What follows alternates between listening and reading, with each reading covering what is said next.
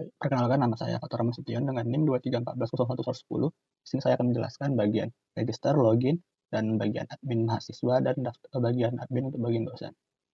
Nah, pertama di bagian register, kita memiliki register HTML.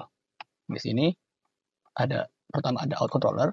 Yang pertama mengecek apakah user sudah login atau belum.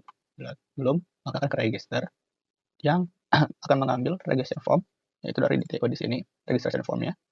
Kemudian, jika sudah, maka user akan divalidate, kemudian akan dicoba untuk login.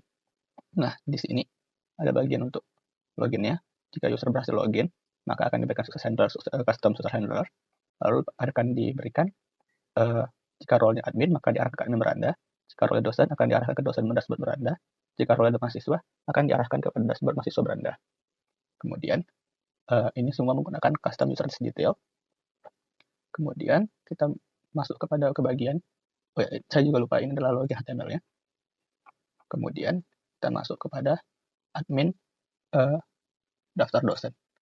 Admin daftar dosen ini digunakan, controllernya digunakan untuk menampilkan daftar dosen yang ada. Jadi admin bisa melihat dosen-dosen yang sudah terdaftar di dalam website. Di sini juga ada admin daftar mahasiswa untuk melihat daftar mahasiswa yang ada pada website tersebut. Di sini bisa edit student, bisa add student. Sama seperti di sini juga bisa edit dosen, masukkan dosen.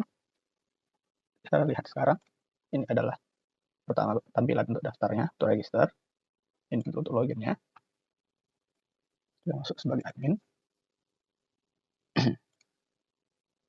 Bisa dilihat, ini daftar mahasiswanya.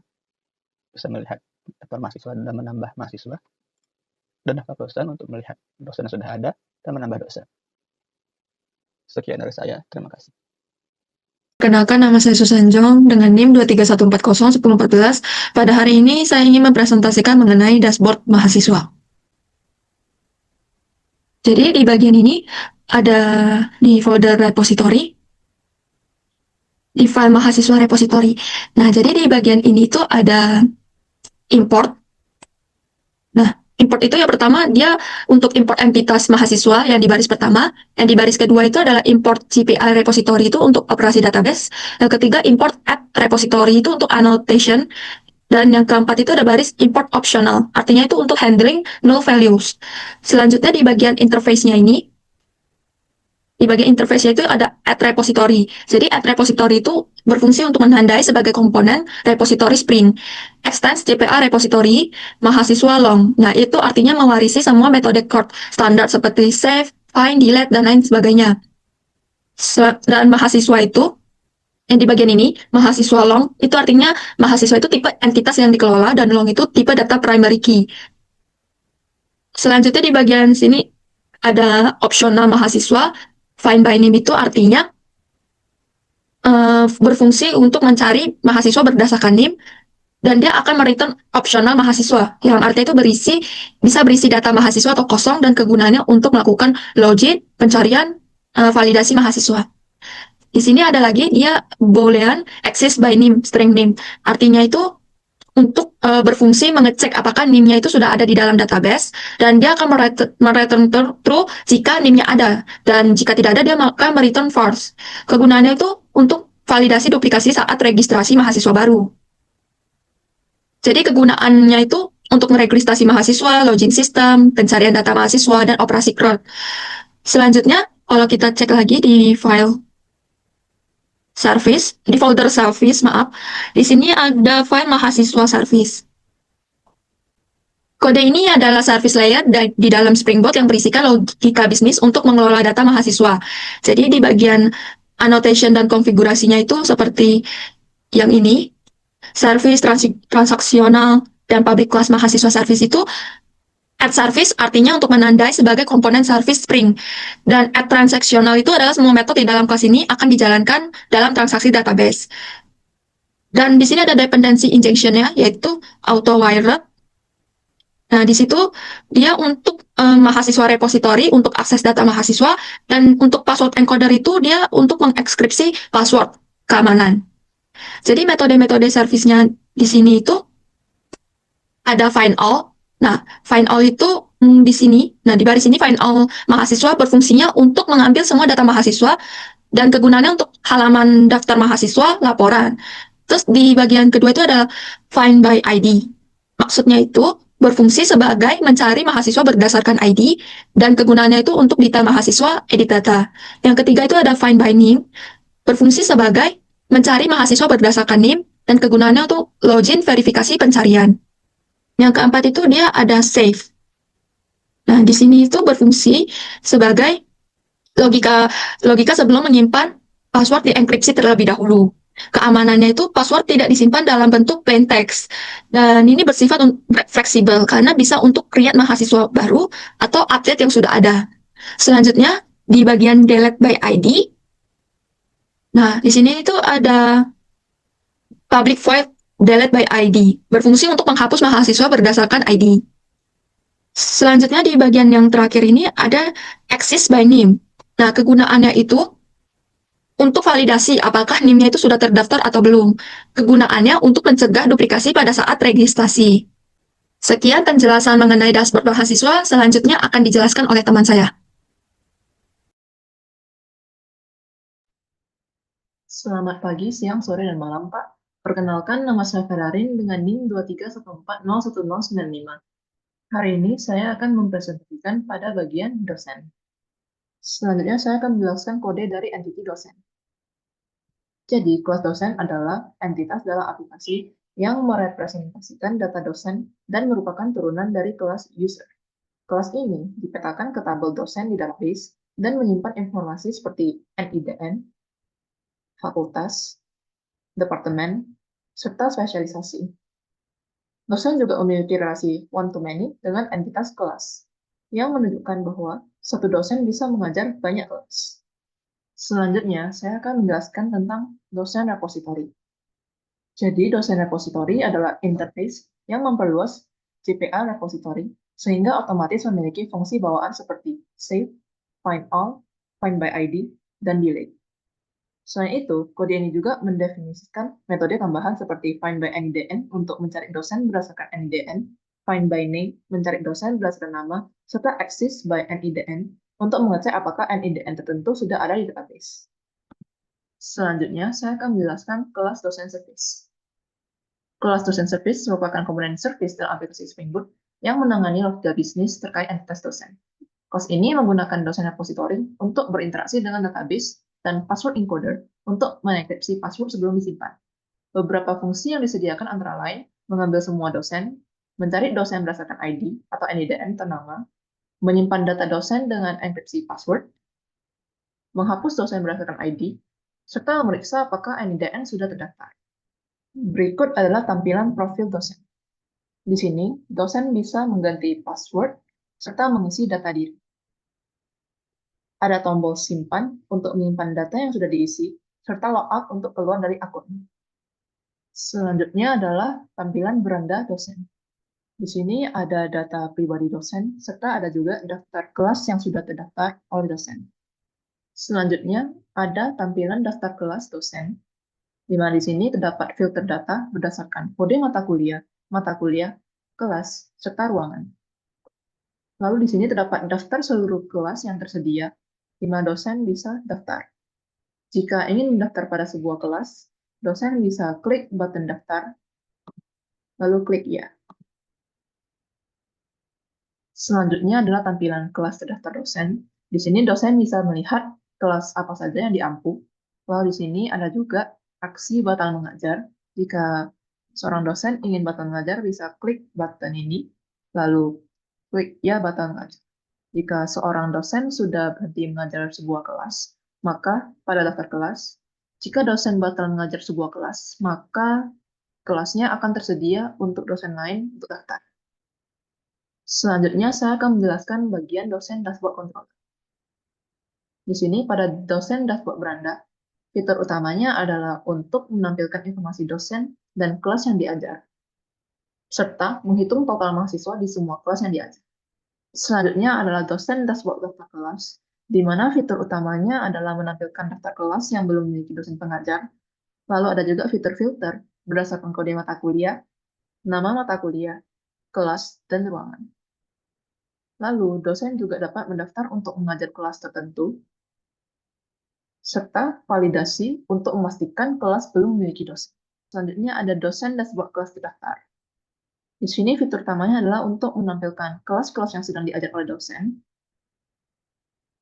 lalu fitur untuk berhenti mengajar atau unassign dari kelas tertentu.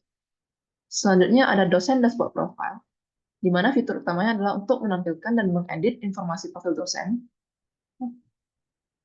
Ada juga update password dengan validasi minimal 6 karakter, serta konfirmasi password. Lalu ada juga untuk mengupdate data pribadi seperti tanggal lahir, alamat, telepon, dan lain sebagainya. Baik, sebelumnya perkenalkan nama saya Clarissa Halim dengan NIM 231401020. Hari ini saya akan menjelaskan tentang bagian admin. Jadi pertama kita akan login dengan admin. Jadi admin itu memiliki fitur yang lebih banyak daripada dosen dan mahasiswa. Untuk fitur yang pertama itu ada profile. Di admin ini bisa menampilkan informasi singkat mengenai admin, ada nama, username, email, dan peran. Kemudian kita juga punya form untuk mengganti password dari admin. Nanti bisa tekan simpan dan juga ada tombol logout dari halaman admin. Kemudian admin memiliki fitur beranda di mana ini akan menampilkan informasi singkat dari admin sendiri. Kemudian ada filter untuk memfilter data dari tabel ini. Nah, tabel ini adalah tabel user, jadi semua user yang aktif, baik mahasiswa, dosen, ataupun admin lainnya akan ditampilkan di tabel admin ini. Kemudian admin akan memiliki tombol untuk tambah user. Jadi dari admin bisa menambahkan user berdasarkan peran baru, dan NIM, username atau NIP, nama lengkap, email, dan password. Kemudian admin juga punya hak akses untuk mengganti atau mengedit informasi mengenai usernya gitu. Tetapi admin tidak punya kuasa untuk mengganti passwordnya, cuman informasi saja. Dan ada NIM, peran, nama lengkap, email. Kemudian admin juga bisa menghapus salah satu user dari tabel user. Selanjutnya, admin memiliki fitur daftar kelas. Di daftar kelas ini juga ada filter yang akan bisa disesuaikan untuk menampilkan tabel dari seluruh kelas yang tersedia. Jadi admin itu punya kuasa untuk menambahkan kelas baru. Di sini bisa dilihat ada kode mata kuliah dan ada beberapa kolom yang berwarna abu-abu. Ini nanti akan terisi langsung, dimunculkan langsung jika kode mata kuliahnya sudah dicari. Selanjutnya untuk kuota mahasiswa, kelas ruangan, jadwal ini akan diisi manual oleh admin. Dan untuk dosen, admin itu bisa memilih apakah kelas inisialisasi kelas awal itu ada dosennya atau tidak. Jika dosennya belum terdaftar, maka admin bisa memilih dosen belum terdaftar. Jika ingin langsung di-assignkan dosennya, maka admin bisa memilih dosen dan cek NIDN untuk memastikan kembali apakah dosennya sudah benar atau belum. Kemudian admin bisa tekan simpan, maka kelas baru pun dibuat. Selanjutnya, admin juga memiliki kekuasaan untuk mengedit informasi dari kelas. Jika kita tekan tombol edit, maka semua informasi di kolom kelas tersebut akan dimunculkan dan admin bisa mengganti informasi dari kelas tersebut. Juga admin bisa mengganti ataupun meng-assign dosen baru ke dalam kelas. Kemudian, admin juga memiliki kuasa untuk menghapus kelas tertentu. Selanjutnya, fitur yang dimiliki admin adalah mengatur mahasiswa ke dalam kelas tertentu. Jadi, admin itu bisa memasukkan mahasiswa ke dalam kelas. Melalui form tambah mahasiswa ke kelas, nanti admin hanya perlu untuk masukkan kode mata kuliah dan nama mata kuliahnya akan dimunculkan dan semesternya, kemudian kelas, nama di mahasiswa, maka nama mahasiswanya juga akan langsung dimunculkan. Nah, form ini mendeteksi apakah kode mata kuliah dan kelas yang dimasukkan oleh admin itu memang ada di database atau enggak. Jika ada, maka mahasiswa itu bisa dimasukkan ke kelas tersebut, tapi jika tidak, maka akan fallback error. Selanjutnya, admin juga memiliki kuasa untuk menghapus mahasiswa dari suatu kelas dengan tombol delete dan juga bisa memindahkan mahasiswa ke kelas tertentu dengan tombol edit. Nah, dari edit ini nanti informasi dari mahasiswa itu juga akan dimunculkan dan dari admin bisa mengganti kelasnya. Selanjutnya, fitur terakhir dari admin adalah mata kuliah. Jadi admin itu juga bisa menambahkan mata kuliah baru, mengedit dan menghapus mata kuliah. Di sini juga ada filter data untuk tabel dari mata kuliah yang terdaftar. Nah, misalnya kita akan masukkan mata kuliah baru, di sini admin hanya perlu mengisi semua form, maka mata kuliah baru akan terdaftar. Dan juga jika admin ingin mengganti informasi mengenai mata kuliah tertentu, bisa tekan tombol edit, maka informasinya semua akan ditampilkan dan admin bisa menggantinya. Kemudian tekan tombol update. Dan admin juga bisa menghapus mata kuliah dari daftar mata kuliah yang sudah tersedia. Maka selanjutnya kita akan masuk ke dalam kodenya. Untuk pertama itu ada admin profile controller. Di sini ada get mapping admin profile untuk menavigasi admin ke halaman tersebut. Kemudian ada mengambil data usernya. Di sini juga ada method untuk update password post mapping. Jadi akan di input password yang baru ke database. Kemudian ada admin beranda controller. Di sini untuk yang admin beranda tadi, ini untuk get mapping maka navigasi ke halaman admin beranda dan juga mengambil informasi user. Kemudian ada filter juga untuk memfilter tabel user. Kemudian ada post mapping admin beranda add user, ini untuk menambahkan user yang diisi informasinya di dalam form untuk dimasukkan ke database. Kemudian edit user, ini juga untuk mengupdate informasi user ke database, dan delete user untuk menghapus seluruh satu user berdasarkan ID usernya. Kemudian ini adalah untuk admin daftar kelas. Di sini sama dengan sebelumnya, ada navigasi ke halaman, ada filternya juga, kemudian akan menampilkan kelas-kelas yang terdaftar. Selanjutnya ada add form untuk memunculkan form untuk daftar kelas baru, dan juga get mata kuliah. Ini untuk jika admin mengetikkan kode mata kuliah tertentu, maka informasi mata kuliah akan muncul di dalam form. Kemudian daftar kelas add untuk input data ke database, edit untuk menampilkan informasi dari kelas yang dipilih untuk diedit di formnya. Kemudian post mapping edit ini untuk update datanya ke dalam database. Selanjutnya ada post mapping delete untuk menghapus kelas dari database. Selanjutnya ada fill mata kuliah, ini juga sama untuk jika admin meletakkan kode mata kuliah, maka informasi mata kuliah tertentu akan muncul di formnya. Same goes with fill dosen, nanti informasi dosennya akan dimunculkan. Kemudian ini adalah kode untuk admin atur kelas. Yang pertama ada navigasi ke halaman atur kelas juga, kemudian ada filter, dan kemudian ada metode untuk menampilkan form untuk menambah mahasiswa ke dalam kelas. Kemudian ada post mapping add, ini untuk menginput data mahasiswa untuk dimasukkan ke dalam kelas itu ke dalam database. Kemudian edit, ini untuk mengambil informasi dari kolom yang dipencet tombol editnya untuk ditampilkan di dalam form. Kemudian post mapping untuk update di database-nya. Kemudian untuk post mapping delete ini juga untuk delete mahasiswa dari kelas tersebut, juga terhubung langsung ke database. Selanjutnya untuk film mata kuliah sama, menampilkan informasi mata kuliah jika kode mata kuliah dimasukkan, dan film mahasiswa juga informasi mahasiswa akan dimunculkan jika kode atau NIM dari mahasiswa di-input oleh admin. Selanjutnya untuk kode terakhir yaitu admin mata kuliah, di sini sama get mapping admin mata kuliah untuk navigasi ke halaman mata kuliah, dan juga untuk menampilkan informasi dari user. Selanjutnya di sini juga akan dimunculkan daftar seluruh mata kuliah. Kemudian ada add form, get mapping ini untuk memunculkan form untuk menambahkan mata kuliah baru. Kemudian ada post mapping add, ini untuk menginput data mata kuliah baru ke dalam database. Edit untuk get mapping berarti untuk mengambil informasi dari kolom yang dipencet mata kuliahnya untuk diedit. Kemudian ada post mapping edit untuk update datanya di database. Kemudian ada delete untuk menghapus mata kuliah tertentu dari database. Baik Bapak, sekian saja presentasi dari kami. Bila ada kesalahan kata, mohon dimaafkan. Sekian dan terima kasih.